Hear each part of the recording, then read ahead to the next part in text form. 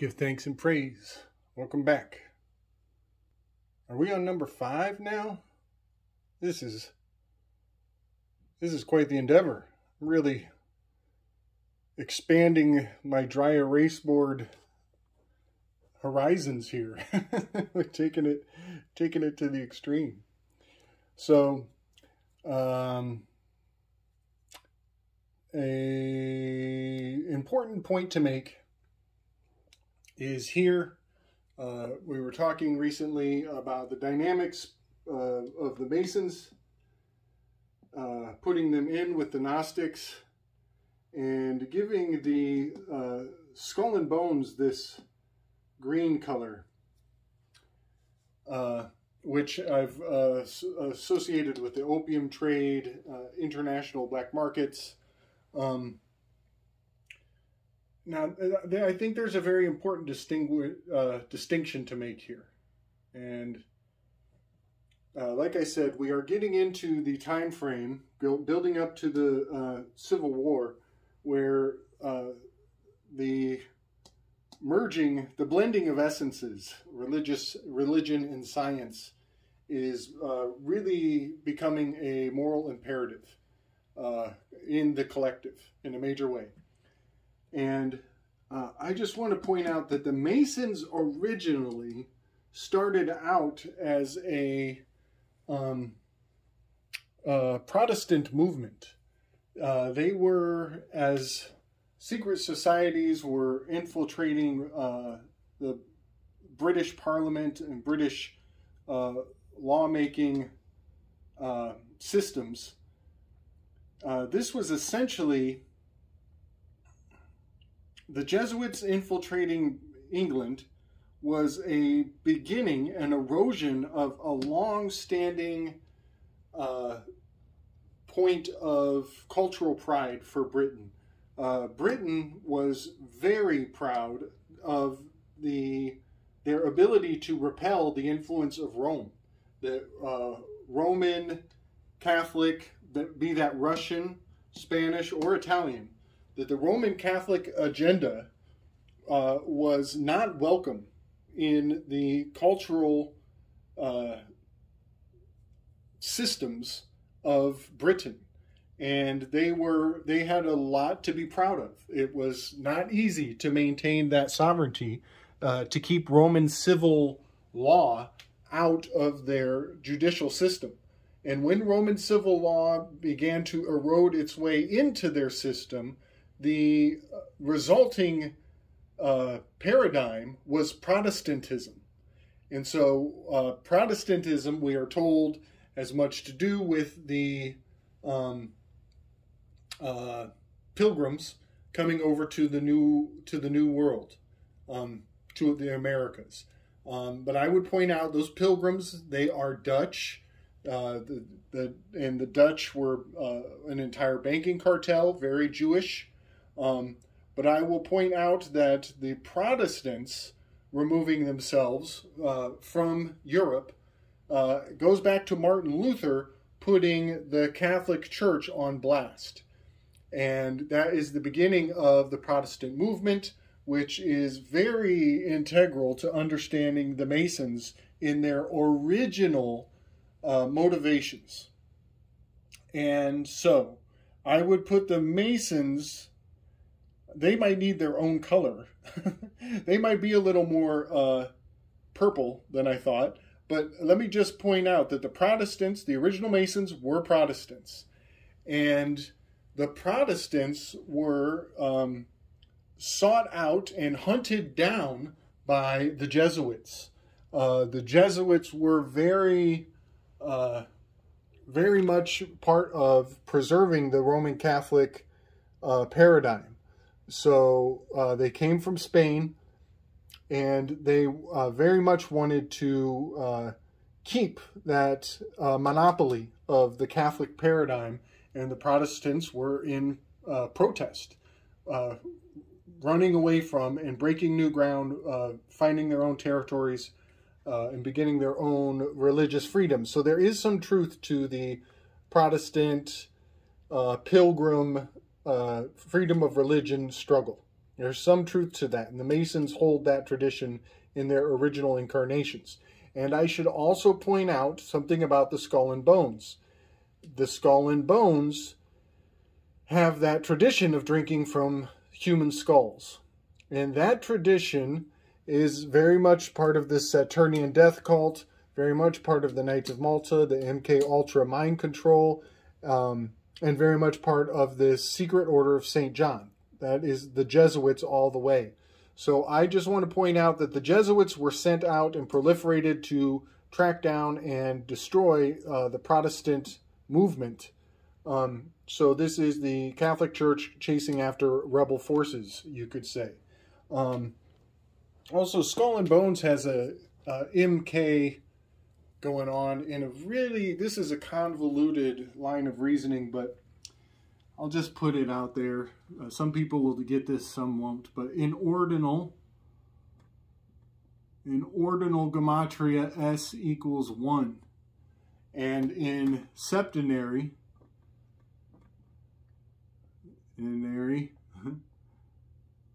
S equals,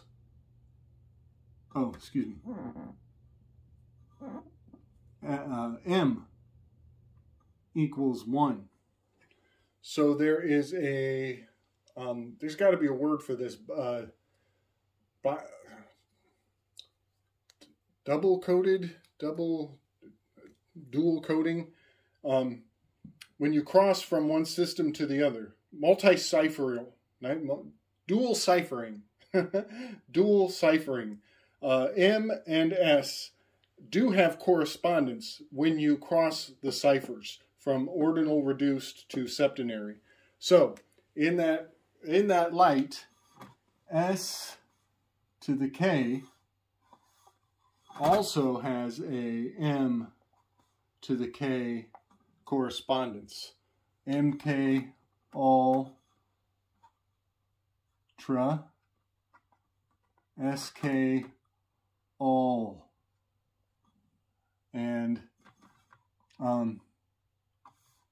Bones, B, so this is a, B is also a 2. B and K in both ciphers.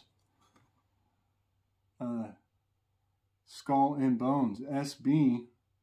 No offense, Sean. Skull and Bones has MK Ultra written all over it. So what I'm getting at is that Skull and Bones are very steeped in Jesuit iconography.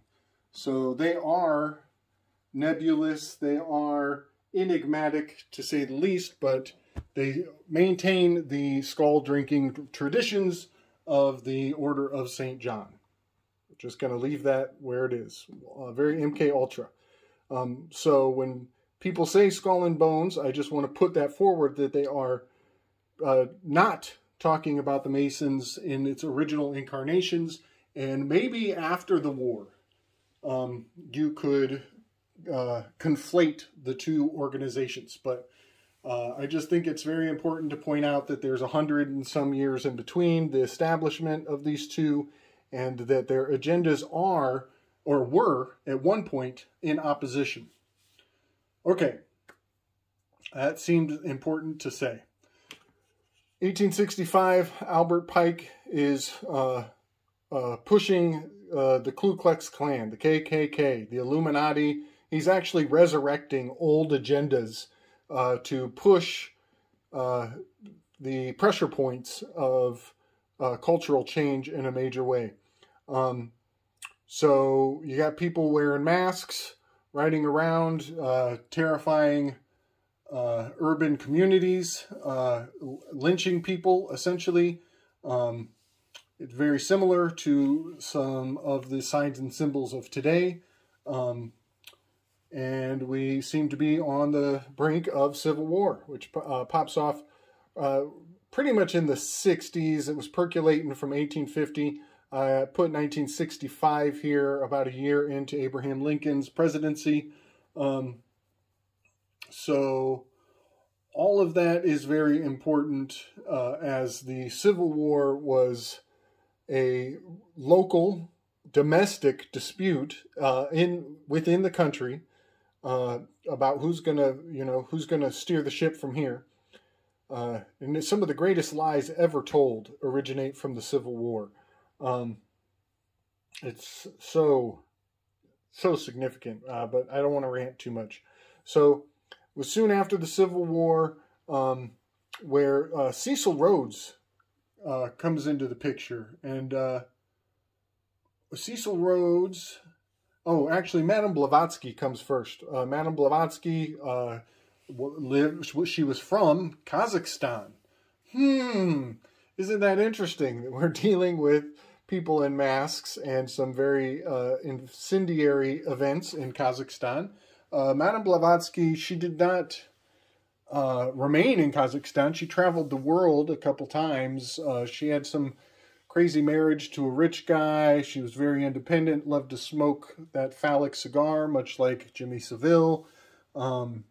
She is the founding high priestess, that HP, you better believe that's high priestess.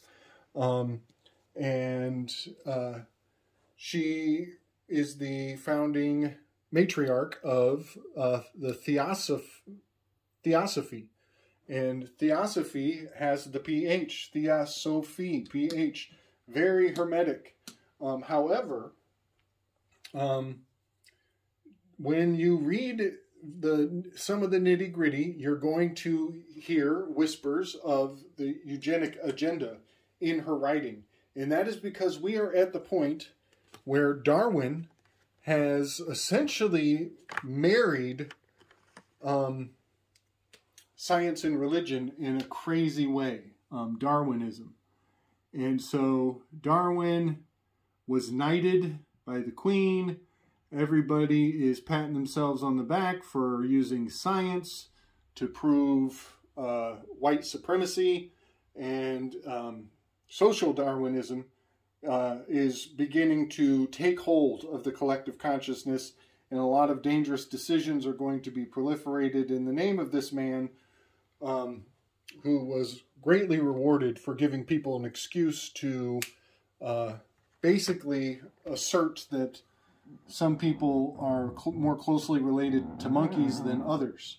And that's an old claim. That goes back to these Knights Templars and the RH bloodlines. But Darwin gave them permission in the name of science to push eugenics. So Darwin is I would say, is the crossing point between science and religion in a major way. Eugenics and science all coming together. And Blavatsky had much to do with that, as part of her creation myth involves divine sparks of wisdom coming into certain parts of the population, and other parts of the population choosing before they even came into this world to be ignorant. So that's her excuse, is that we chose to be ignorant or enlightened before we came here. And that's very social Darwinistic. I'm just going to say that. She was a wise woman. You know, I love that she brought Eastern mysticism into the Western paradigm in a socially palatable way. But Darwin, his discoveries belong strictly in the animal kingdom. And they have nothing to do with the human realm, the realm of society as we... but that's a whole nother video. I'm not going to go too far. Blavatsky, 1873. Cecil Rhodes is a peer. Cecil Rhodes, Blavatsky, and Putin, they all lived in about the same time period right there, right after the Civil War had popped off. And this very interesting flipping and flopping and intermarrying of religion and science is coming into play. So Cecil Rhodes is quite the story. He is, all he needed to hear was that there's a scientific basis for enforcing eugenics onto an entire race of people, as he was quite pleased to practice mass genocide in Africa for the sake of the diamond industry. And even name entire countries. Rhodesia is named after Cecil Rhodes. And so he founded the Round Table Secret Society. And that is a very surface level name for the for his secret order.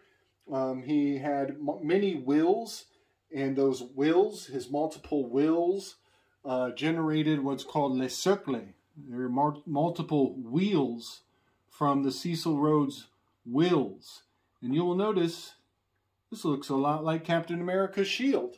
And here we are with the with Professor Xavier, PX, and the Chiron of the Empire. But Cecil Rhodes, he basically took the Pythagorean system of influence where only a couple guys, the few, F-E-W, ruling over the many. So you got like 2 dudes in here, maybe 3 in the center, and then you got hundreds and millions of people being influenced by what the center decides to do. Well, guess what? F-E-W, that's feudalism. That's the few ruling over the many. Well, watch this. W-E-F. That's the World Economic Forum. Oh, the few ruling over the many via feudalism. All of this goes back to Cecil Rhodes and Les Cercles, which is a very hush-hush, down-low, obscure, not many people talk about it, secret society that is calling the shots from a round table paradigm. And Les Cercles, one of the things on Cecil Rhodes' will was to overtake the Masons and reappropriate their entire paradigm. You will notice CR is Rosicrucian, but you also notice the RH. He is very much intermingling the Hermetics and the Eugenists, the Gnostics and the Hermetics. I got a visitor. I'm going to cut it there. Much love and strength, y'all. We'll finish this up in a second.